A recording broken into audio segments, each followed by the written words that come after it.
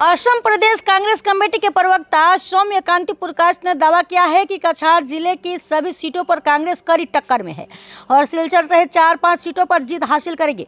उन्होंने कहा कि सिलचर में भाजपा के पूर्व सांसद ने अपने कार्यकाल में कोई खास विकास नहीं किया, जिससे जनता में असंतोष है। कांग्रेस को यहां व्यापक समर्थन मिल रहा है। उन्होंने यह भी बताया कि कांग्रेस द्वारा जारी 20 सवालों की चार्जशीट का भाजपा जवाब नहीं दे पाई है। सुनाई धोलाई, बरखोला, काठीघोड़ा, उधारबंद और लखीमपुर सीटों पर भी कांग्रेस मजबूत स्थिति में है। प्रवक्ता ने विश्वास जताया कि राज्य में बदलाव होगा और गौरव गोगोई के नेतृत्व में कांग्रेस सरकार बनेगी। अभी हम कांग्रेस पार्टी के कछार जिले के कार्यालय में पहुंचे हैं और हम बात कर रहे हैं असम प्रदेश के प्रवक्ता हैं माननीय सौम्यकांति प्रकाश जी से, और हम इनसे जानना चाहेंगे कि कछार जिले में जो 7 विधानसभा क्षेत्र है उसमें क्या स्थिति में कांग्रेस है और कितनी सीटें जीत सकते हैं, और विशेष रूप से सिलचर के बारे में क्या हाल है। नमस्कार श्रोता, आप लोगों को बहुत बहुत आभार। आप आज हमारे यहाँ आए हैं सुनने के लिए और जानने के लिए कि कछार में क्या हो रहा है, और बराक वैली तो ओवरऑल है ही। तो कछार में हमारा, जैसा आपने बोला, 7 LAC है, 114 से लेके 120 तक। उसमें लखीमपुर LAC है, उधारबंद है, काठीगोड़ा है, बरखोला है, सिलचर है, सोनाई है और धोलाई है।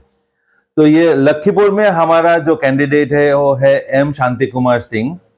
उधारबंद में है श्री अजीत सिंह, जो एक्स MLA और एक्स मंत्री रह चुके हैं वो पहले भी। हमारा ये काठीगोड़ा में है अमरचांद जैन, जो एक्स MLA है। हमारा बरखोला में है डॉक्टर अमित कवर, बहुत माने हुए डॉक्टर है जो अभी पॉलिटिक्स में आए हुए और पहले बार यहाँ से खड़े हो रहे। सिलचर में है अभिजीत पाल, जो बचपन से ही मतलब NSCY से लेके यूथ कांग्रेस पार्टी वो डिस्ट्रिक्ट प्रेसिडेंट रह चुके हैं, बहुत ही एक्सपीरियंस युवा नेता है। सोनाई में है अमीनुल हक लश्कर, जो एक्स MLA है, डेप्यूटी स्पीकर रह चुके हैं वो असम असेंबली के, वो इस बार हमारे तरफ से यहाँ पे खेल रहे हैं। और धोलाई में है ध्रुवज्योति पुरकाश, जिनकी पिताजी भी MLA रह चुके हैं, बहुत नामी फैमिली से बिलोंग करते हैं। पिछले जो बाई इलेक्शन हुआ था उसमें भी वो खेले थे, लेकिन थोड़े से वोट से हार गए थे। इस बार वो यहाँ चुनाव मैदान में है।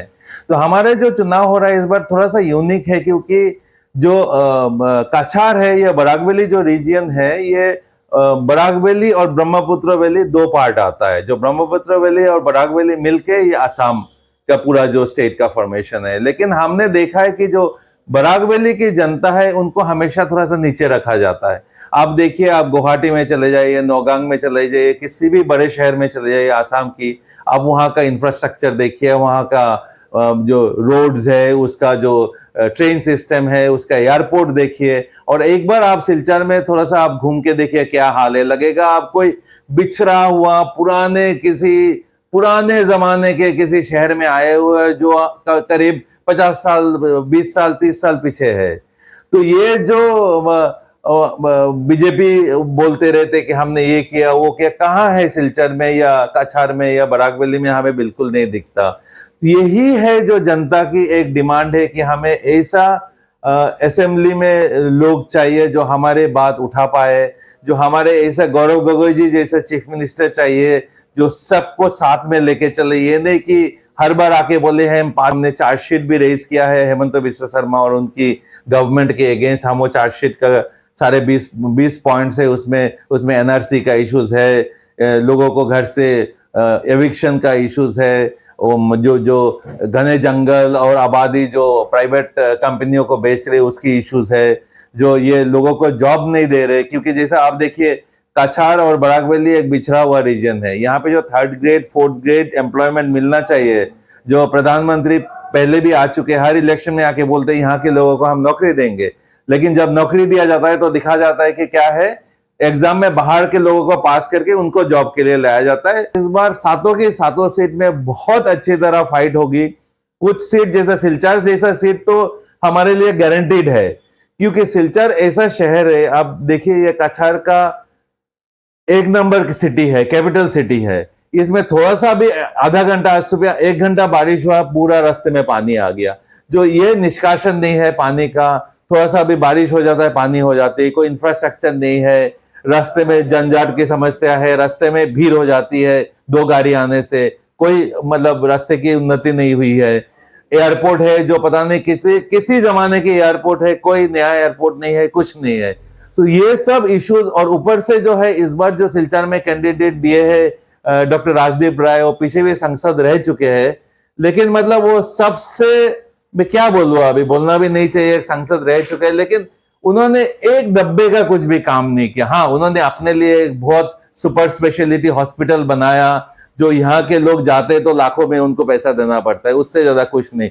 गवर्नमेंट हॉस्पिटल में कोई इंप्रूवमेंट नहीं है, कोई स्कूल कॉलेज, जो हमारे कांग्रेस के जमाने में जो स्कूल्स कॉलेजेस और इंस्टीट्यूशंस हुए थे उसके नाम पे ही चल रहा है, कोई नया कुछ नहीं, कोई नया कुछ नहीं आया। तो ये सब देखते हुए मुझे लगता है कि इस बार जो है जनता की सपोर्ट पूरे कांग्रेस की तरफ है, और सातों के सातों सीट में हमें उम्मीद है कि हमारे उम्मीदवार जो है वही विजयी होकर निकलेंगे। लखीमपुर में तो कहा जा रहा है कोई मुकाबला ही नहीं है कांग्रेस का बीजेपी के साथ। देखिए, वो तो बोलने के लिए बीजेपी बोलेंगे, लेकिन कैंडिडेट है, अच्छे कैंडिडेट है, मणिपुरी कम्युनिटी से आते हैं, जो आपको पता ही है मणिपुर में क्या हुआ था, उनकी एक फुल सपोर्ट है। हमारे फुल ये है, उम्मीद है कि हमारे लखीमपुर के कैंडिडेट भी फाइट तो होगा।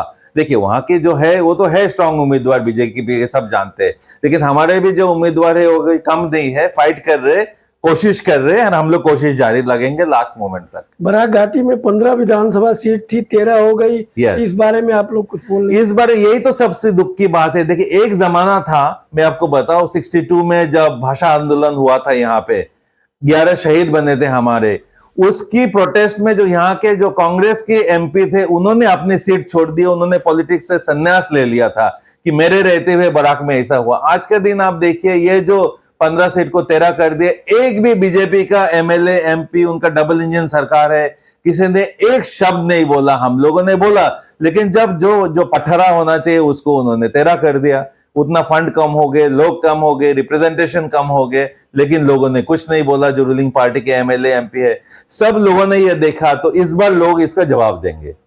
बहुत बहुत धन्यवाद आपका प्रेरणा भारती को समय देने के लिए। Thank you Prerna Bharti, thank you.